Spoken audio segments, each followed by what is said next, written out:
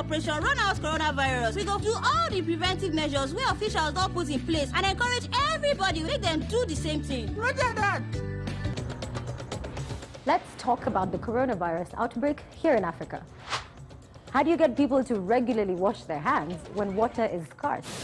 How do you get people to work from home when majority of Africans work in the informal sector?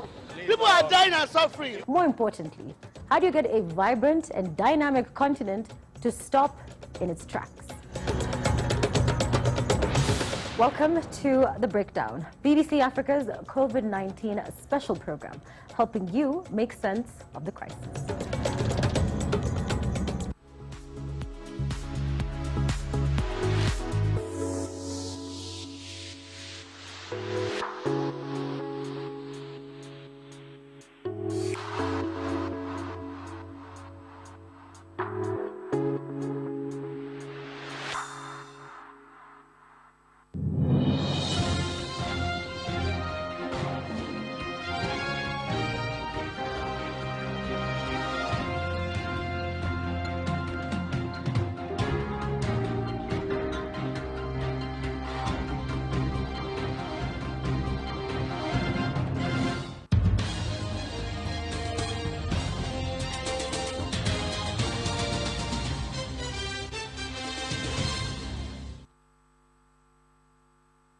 Good afternoon. This is OGTV News on the Hour. I am Olayinka Shodunke. Henceforth, no articulated vehicle is permitted to travel on any flyover bridge in Ogun State. The governor of Ogun State, Prince Dakpo Abiodun, made this pronouncement while on an on-the-spot assessment of the inferno occasioned by a falling tanker carrying premium motor spirit, PMS. The governor assured of the best healthcare delivery for all victims. President Muhammadu Buhari on Tuesday met behind closed doors with President Patrice Talon of Benin Republic at the State House, Abuja. The Beninese leader, who arrived at the forecourt of the presidential villa at about 11:09 in the morning, was received by the president. Talon, who last met with the Nigerian leader in June 2019, was in the villa to thank President Buhari for reopening and for ordering the reopening of the Nigerian borders in December 2020. The president and the visiting Benin Republic leader are also expected to discuss security and bilateral matters as well as other sub-regional issues. Police in Benue State on Tuesday arraigned a 17-year-old girl, Esther Alex, who set her boyfriend ablaze in court. The prosecutor, Inspector Dominic Ochaba, who asked the accused be remanded in the correctional center, Makadi, said the investigation into the matter was still ongoing. Counsel to the accused, S.O. Obepa, did not object to the prosecutor's prayer but drew the attention of the court to the first information report titled Mischief by Fire and Culpable Homicide. The case was adjourned till March the 5th, 2021. The National Identity Management Commission says Nigerians who have not registered and obtained their national identity numbers should be ready to face the consequences. NIMC, in a tweet on Tuesday, said by order of the federal government, Tuesday is given as a last chance to register or face the wrath of what comes next. On December the 15th, 2020, all SIMs that were not registered with valid NINs on the network of telecommunications companies would be blocked. It later extended the deadline to January the 19th, 2020. Uganda's government accused the United States of trying to subvert last week's presidential elections after the U.S. ambassador attempted to visit opposition leader Bobi Wine, who has been under house arrest. U.S. Ambassador Natalie Brown, who was stopped from visiting Wine at his residence in the suburb of the northern outskirts of the capital, the embassy said in a statement. The mission said Brown wanted to check on the health and safety of Wine, who became famous after years of singing about government corruption, nepotism, and charges, which are the charges the government have denied. Government spokesman Ofono Opondo said Brown had no business visiting wine. The United Nations said on Tuesday that $76 million was urgently needed to help over 1 million people in southern Madagascar facing potential life-threatening shortage of food, water, and health assistance. The UN humanitarian agency, OCHA, issued its fresh appeal after the impoverished island country in Eastern Africa saw its agricultural season ruined by the worst drought in a decade. At the same time, the economic impacts of COVID-19 pandemic and the lockdowns implemented to halt the spread of the virus have amplified the heat from the drought. The third in a row, it said.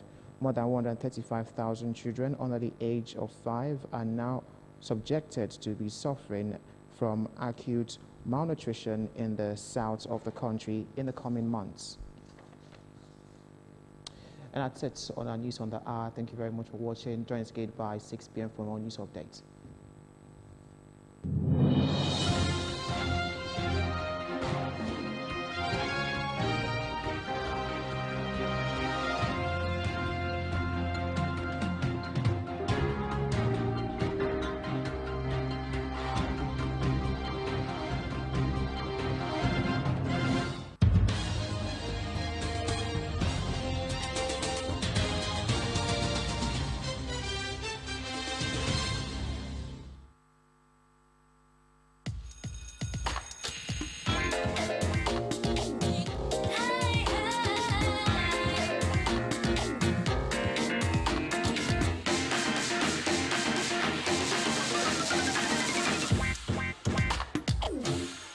Hello and welcome to another episode of Learning English. I am Thekla Uzozie. On today's episode, we are going to be discussing sentences and their types, and this classification is according to meaning. At the end of this lesson, you would have learned what a sentence is, the types of sentences, and of course, examples that follow them. Now let's move right into the lesson. What is a sentence? A sentence is a group of words that express a complete thought. A sentence contains a subject and predicate. It conveys a meaning and it can ask questions, it can exclaim or command. Sentences consist of a main clause and sometimes one or more subordinate clauses. A sentence can either end with a full stop, a question mark, or an exclamation mark. So there are 3 punctuation marks that can end sentences in the English language, and they are the full stop, the question mark, and the exclamation mark. What are the types of sentences? We have 4 types of sentences, and this classification is according to meaning. The first type of sentence we have is the declarative sentence. We have the imperative sentences, interrogative sentences, and exclamatory sentences. Now, declarative sentences are the types of sentences that simply relay information. They're just giving us information. They're not asking us questions. And this type of sentence is the most basic type of sentence in the English language. We tell people things all the time. We just give them information. We are not asking questions. So declarative sentence is mostly used in speech and in everyday language. They are written in the present simple tense and can be simple or compound sentences.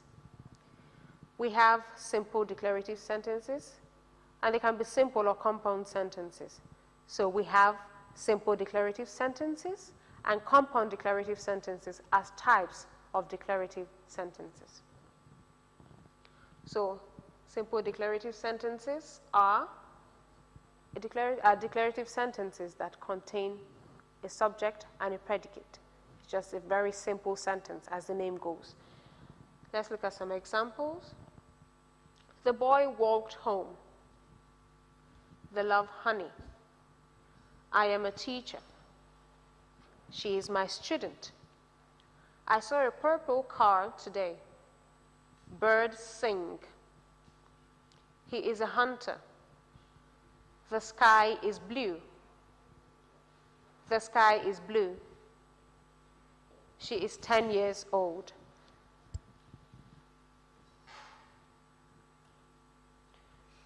He is a boy. He loves ice cream. The car is white. Ice is cold. I love dogs. I love dogs. Her cat is black. She loves exercising. So all of these sentences are simple sentences, and they contain just a subject and a predicate. And they are simple declarative sentences. Now, compound declarative sentences is the types of sentences that join two related phrases together. So they are declarative sentences. They're still giving us information, but they join two related phrases together. The phrases are joined by a comma and a conjunction, such as and, yet, or but. The phrases can also be joined by a semicolon, with or without a transition word, such as however, besides, or therefore. So compound declarative sentences can be joined, the phrases in the compound declarative sentence can be joined by conjunctions such as and, yet, and but, or by a semicolon. Now let's look at some examples. He wanted to play football, but she wanted to play basketball.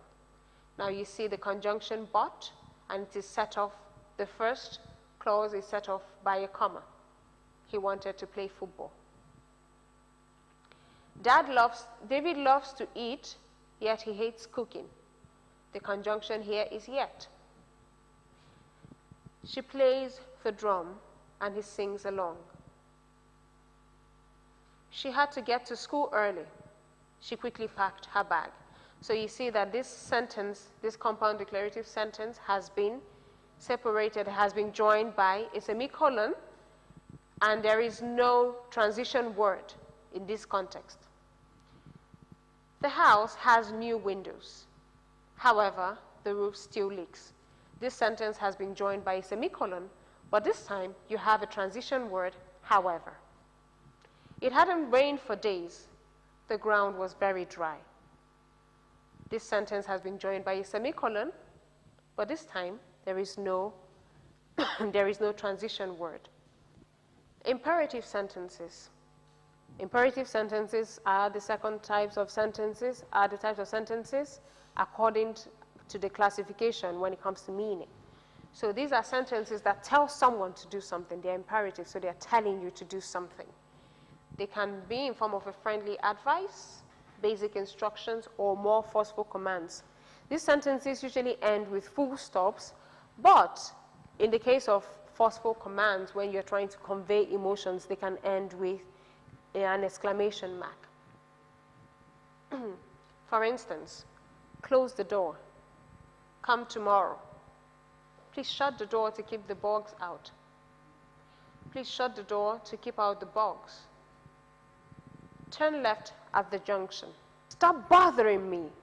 You see, in this case, the sentence ends with an exclamation point because we are trying to convey emotions.